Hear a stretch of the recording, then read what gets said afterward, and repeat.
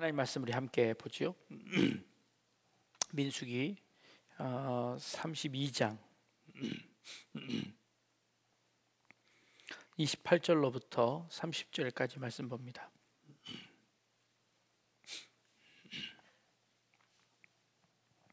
민수기 32장 28절로부터 30절까지 말씀인데 우리 다 같이 한 목소리로 함께 봉독합니다. 이에 모세가 그들에게 대하여 제사장 엘르아살과 눈의 아들 여호수아와 이스라엘 자손 지파의 수령들에게 명령하니라. 모세가 그들에게 이르되 갓 자손과 르벤 자손이 만일 각각 무장하고 너희와 함께 요단을 건너가서 여호와 앞에서 싸워 그 땅이 너희 앞에 항복하기에 이르면 길르앗 땅을 그들의 소유로 줄 것이니라. 그러나 만일 그들이 너희와 함께 무장하고 건너지 아니하면 그들은 가나안 땅에서 너희와 함께 땅을 소유할 것이니라. 아멘. 네. 하나님께서 아브라함에게 약속하셨습니다. 내가 너를 복의 근원, 복의 조상이 되게 해서 너에게 복을 줄 텐데 하늘의 별과 같이 바다의 모래와 같이 너희 자손을 많게 하리라 라고 하나님이 약속하셨습니다. 하나님의 약속은 아브라함 때에는 이루어지지 않았습니다. 하나님께서 아브라함에게 약속하신 그 축복의 땅, 하나님께서 아브라함에게 약속하신 그 복의 크기가 어느 정도쯤 되었을까요? 하나님이 처음 아브라함에게 약속하실 때 내가 너에게 이만큼 땅 주겠다라고 약속하신 땅이 있으세요. 그 땅이 어디냐 하면 애굽 강에서부터 큰 강 유브라데 강까지라고 말씀하고 계십니다. 애굽 강에서부터 유브라데 강까지 하면 얼만큼일까요? 한번 지도를 한번 보여드리겠습니다. 자, 이만큼입니다. 저 언약의 땅이라고 쓰여져 있는 그 파란색 부분, 거기가 가나안, 지금 현재 가나안 땅입니다. 이스라엘 땅입니다. 그리고 저 밑에 좀 되어 있는 그 빨간색으로 왼쪽에 쳐져 있는 이곳이 나일강입니다. 그러니까 애굽 큰 강이고요. 그 다음에 여기 유브라데 강은 메소포타미아 지역에 있는 이라크 쪽에 있는 이 그 큰 강입니다. 하나님이 아브라함에게 약속하신 땅이 얼마큼이라고요? 여기서부터 여기까지. 그러면 여기까지는 이제 어마어마한 땅입니다. 이제 제국이 이루어지는 거예요. 이집트가 제국이 될 때 그 땅과 밑에 있는 그 아프리카 땅과 그리고 넘어와서 이쪽에 그 아시아 땅까지 차지하는 어마어마한 땅이죠. 하나님께서 아브라함에게 이만큼 땅을 주셨으면 이스라엘은 지금 아마 떵떵거리고 살 만큼 뭐 석유도 뭐 펑펑 나고 그리고 아주 비옥한 땅에서 이만큼 살 수 있을 만큼 하나님이 큰 땅을 약속하셨습니다. 근데 그 땅이 이루어졌나요? 아닙니다. 아브라함은 그저 가나안 땅 그 조그만 지역에 갔다가 거기서 먹을 것이 없어서 이집트로 내려왔다가 다시 올라가고 하는 이 삶을 살다가 100세가 되어서 아들 하나 얻고 그리고 그는 죽게 됩니다. 아브라함이 낳은 아들 이삭이 아들 둘을 낳습니다. 에서와 야곱을 낳습니다. 그리고 그 둘에서 그 야곱이 몇 명을 낳죠? 12명을 낳습니다. 12명. 그리고 그 12명 중에서 한 명이 애굽으로 팔려갑니다. 그 애굽으로 팔려가 있던 그 요셉이, 죽었다가 살아났던 그 요셉이 아버지를 초청합니다. 그리고 형제들을 다 초청합니다. 그렇게 해서 다 초청해서 이집트로 내려간 인원이 몇 명이죠? 70명입니다. 70명. 자, 한 명이 4대에 이르러서 70명이 되었습니다. 그러면 꽤 괜찮은, 그 당시로 치면 요즘도 한 4대쯤 모이면 한 70명 정도는 좋게 되지 않을까요? 자녀를 셋, 넷, 이제 그 위에는 좀 많았겠지만 지금 한둘 낳는다 치더라도 한 4대가 다 모이면 한 70명 정도쯤은 충분히 될 정도 될 겁니다. 70명 정도 모여서 모조리 다 이제 이집트로 넘어갔습니다.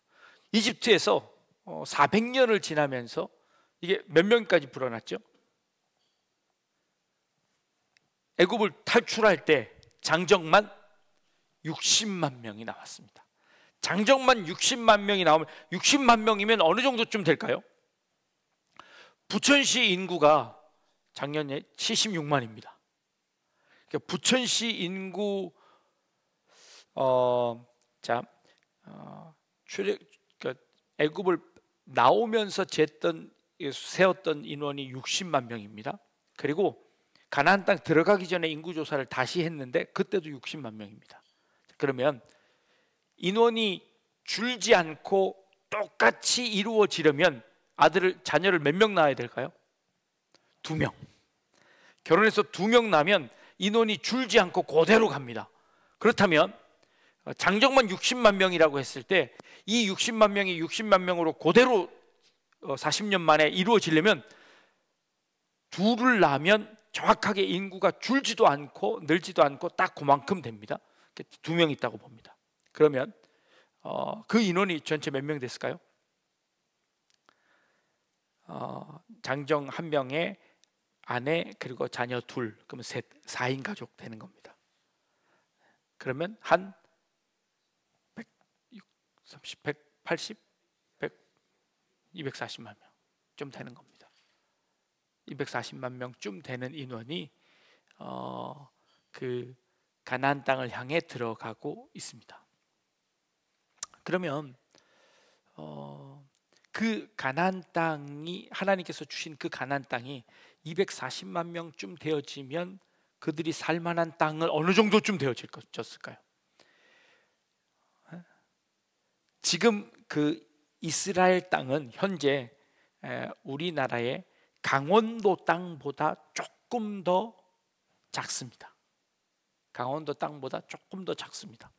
그렇다면 그 안에 240만 명이 다 들어가서 살면 풍족할까요? 괜찮을까요?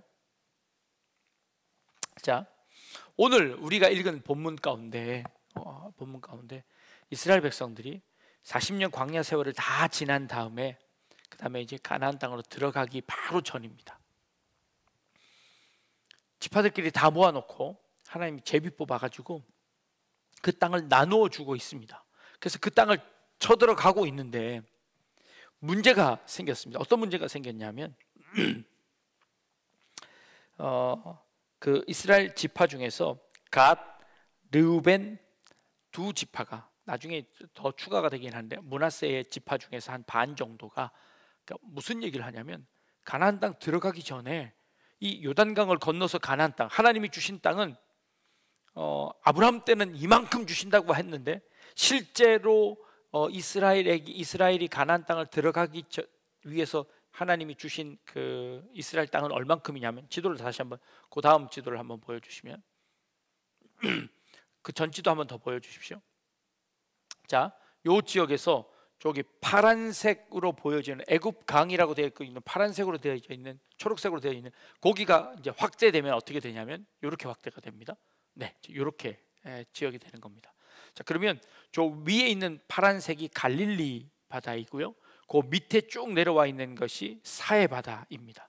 그리고 그 갈릴리 바다서부터 사해 바다까지 이렇게 쭉 이어지는 그 파란 선이 요단강입니다.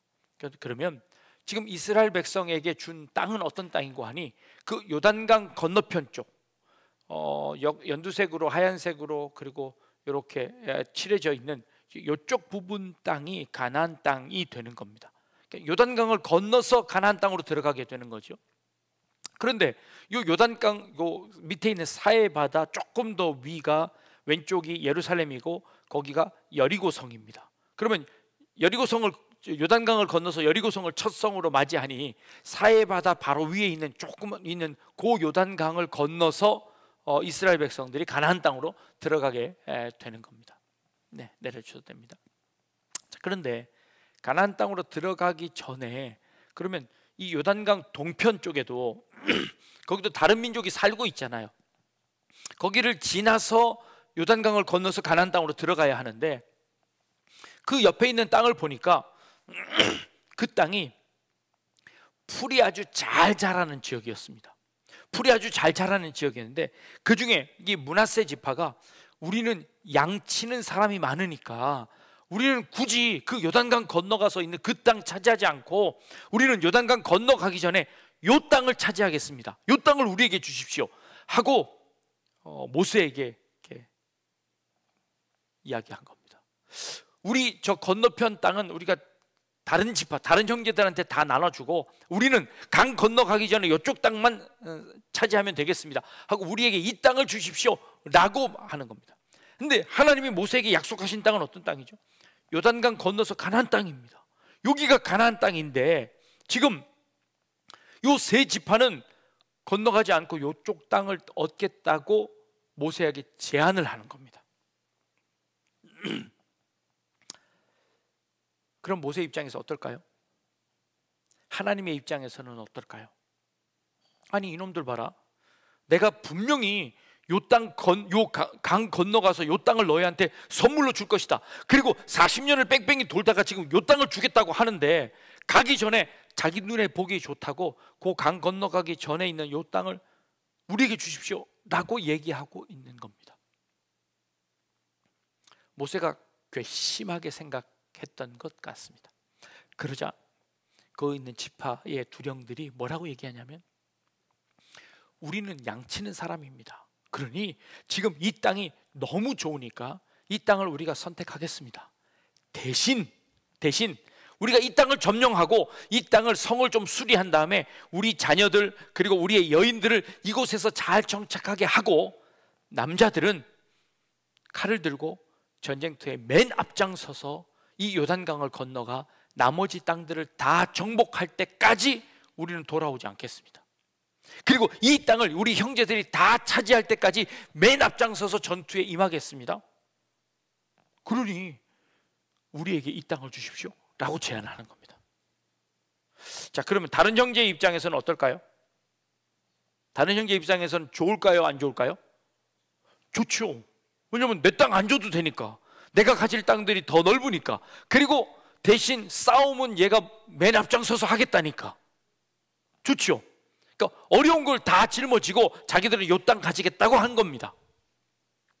오케이, 그럼 그렇게 해라 라고 말한 겁니다.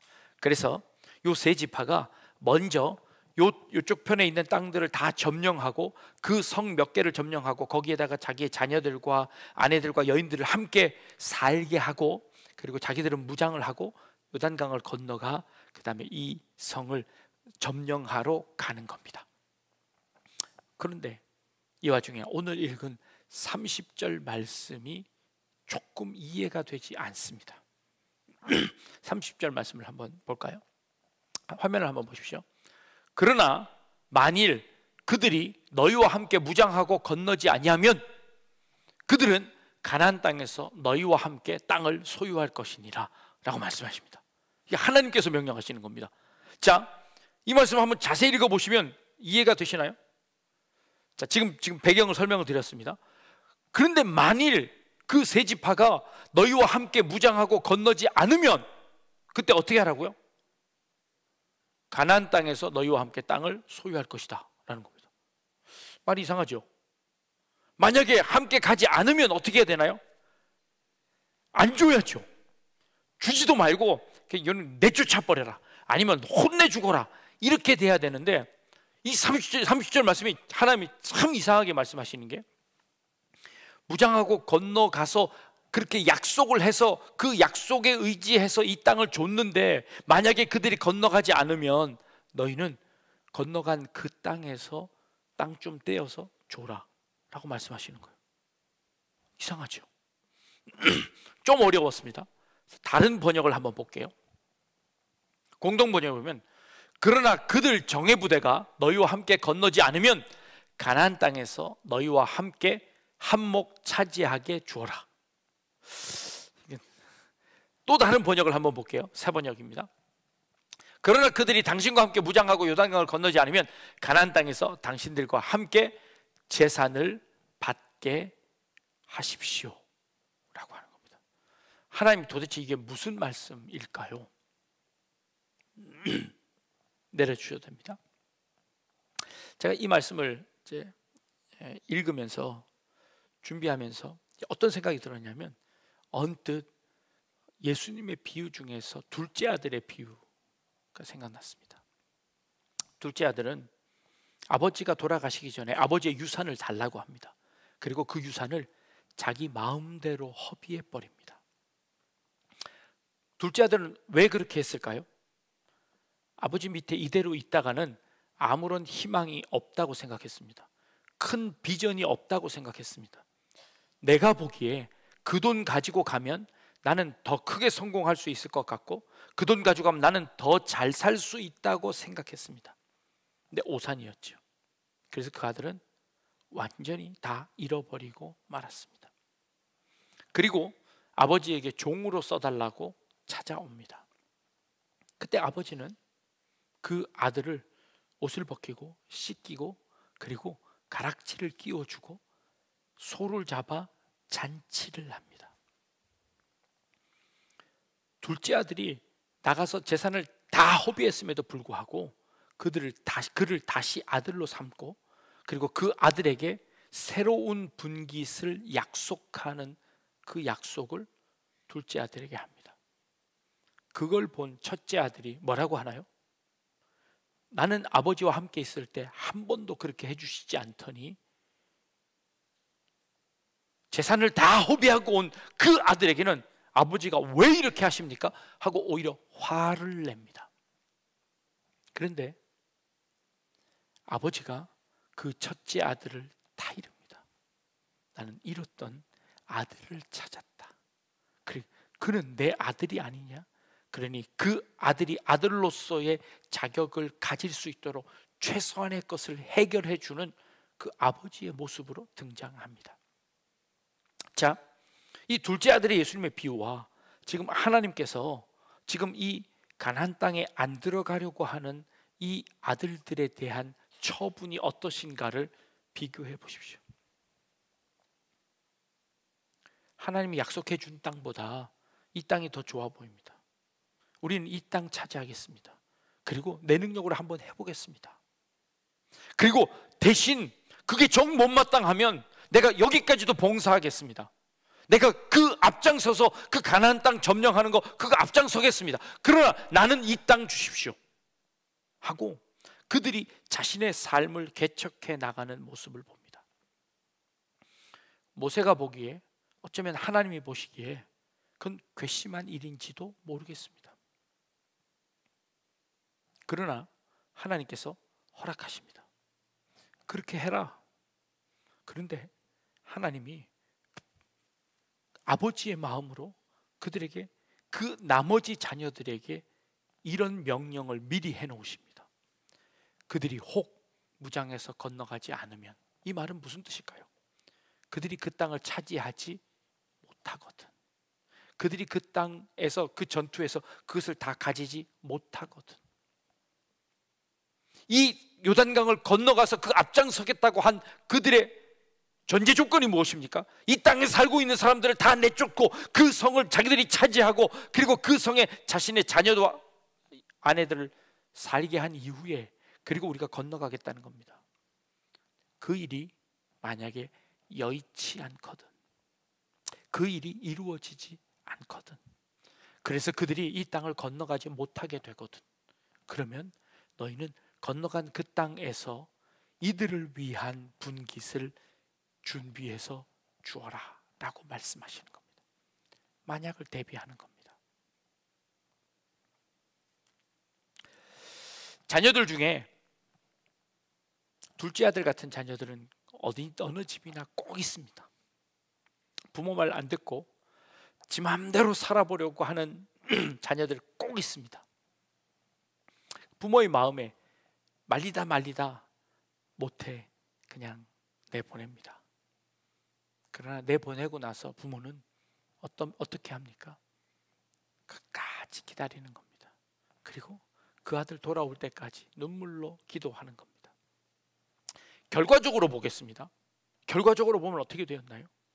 결과적으로 보면 이스라엘의 요단 동편의 땅을 점령해서 그들의 땅으로 삼습니다.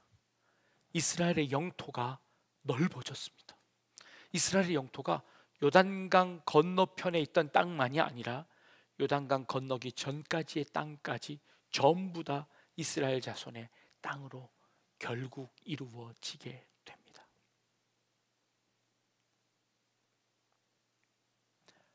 이스라엘의 변함없는 하나님의 약속하신 그 땅이 넓어집니다. 그들의 헤매고 돌아다닌 땅만큼 그들이 더 넓은 땅을 가지게 되었습니다. 그들이 그 도전을 할 수 있었던 것은 무엇이었을까요? 아버지의 마음이 있기 때문입니다. 실패하고 돌아오더라도 기댈 수 있는 곳이 있었습니다.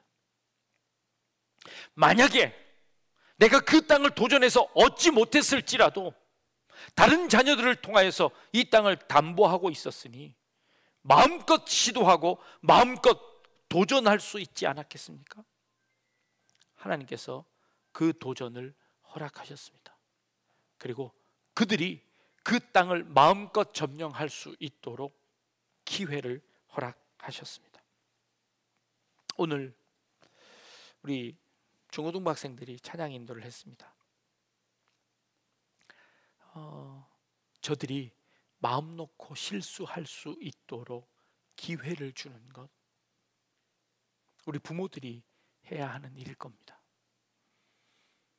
헤매고 돌다 와라. 언제든지 돌아올 수 있는, 언제든지 기댈 수 있는 그 어깨를 우리가 준비하마. 때로는 그 선택이 어리석은 선택 같아 보이고, 때로는 그 선택이 실수 같아 보이지만, 그러나 그 실수를 통해, 그 경험을 통해 하나님께서 더 큰 계획들을 가지고 계시지 않을까 하는 그런 마음입니다. 괜찮다. 그 집에만 있었던 그 큰아들은 마음이 좁아졌습니다.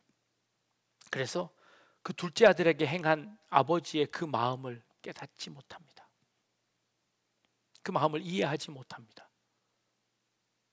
둘째 아들은 그 마음 이제 깨닫게 되어집니다. 지난번에 말씀드렸나요? 둘째 아들이 결혼을 해서 아들을 낳으면 똑지 같은 아들을 또 낳을 겁니다. 그러면 그 아들이 돈 달라고 했을 때 그 둘째 아들은 어떻게 했을까요? 줘야죠. 자기가 그렇게 했는데 줘야죠. 그리고 그 아버지의 마음처럼 기다리겠죠. 그만큼 자라난 겁니다. 그만큼 성장하는 것이죠. 우리가 헤매고 돌아다니면 그 헤매고 돌아다닌 그 시간이 다 허송세월이 아니라 헤매고 다닌 만큼 그 땅이 내 땅이 되어지는 겁니다. 우리 인생에서, 우리 중고등부 학생들, 우리 젊은이들 인생 가운데서 어느 한 부분 쓸모없는 시간은 없습니다. 우리 어른들 살아온 것처럼 돌아와서 빙빙 돌아왔지만 그 돌아온 그 모든 경험들이 우리 인생의 자산이 되어진 것처럼, 내가 실수하고 내가 넘어지고 내가 쓰러지고 했던 그 모든 것들이 내 인생의 자산이 되어졌던 것처럼, 깨지고 넘어지고 실패하더라도 도전해봐라. 시도해봐라. 아무것도 하지 않으면 아무 일도 일어나지 않습니다. 그러나 시도하면 그 시도한 만큼 우리의 인생에서 플러스가 되어집니다. 그 위험 가운데 괜찮다, 쓰러지면 기댈 수 있는 언덕, 기댈 수 있는 어깨는 우리가 준비하마 라고 하나님께서 이 세 지파에게 그 땅을 향한 도전을 허락하시는 모습을 봅니다. 우리 중고등부 학생들, 그리고 우리 청년들, 우리 성도님들의 자녀들이 마음껏 그 꿈을 펼칠 수 있도록, 그리고 그 마음껏 그들이 가진 비전을 도전해 볼 수 있는 그 기회들을 줄 수 있는 그런 우리 어른들이 되었으면 좋겠고, 또 그런 교회가 되었으면 좋겠고, 그리고 우리 젊은이들이 마음껏 하나님을 향하여 우리가 이것 정복해 보겠습니다, 우리가 이것 도전해 보겠습니다, 우리가 이것 시도해 보겠습니다. 실패하더라도, 실패할지 모르지만 그래도 우리가 해보겠습니다 라고 이야기할 수 있는 그런 우리 젊은이들이 되었으면 좋겠고, 그리고 그 모든 것들을 아우르는 하나님의 은혜가, 하나님의 축복이 우리 가운데 있기를 주님의 이름으로 축복합니다. 기도하겠습니다.